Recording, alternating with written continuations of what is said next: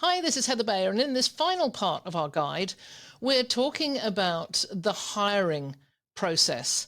Because at some point, as you scale your business, you're going to need to employ people and you're going to want to build your dream team.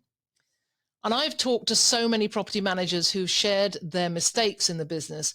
Top of their list comes hiring mistakes, either mistakes in selection or in just not hiring the right people for the job, and also not firing early enough.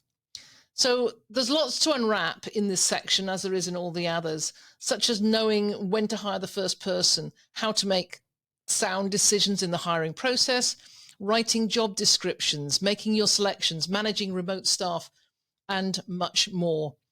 I also share my thoughts on onboarding new staff, setting up training for them, and keeping them motivated. Over the years of my property management business, we did hire a significant number of people, some of whom we let go fairly quickly because we'd made some big mistakes in the hiring process at the first hurdle, I guess.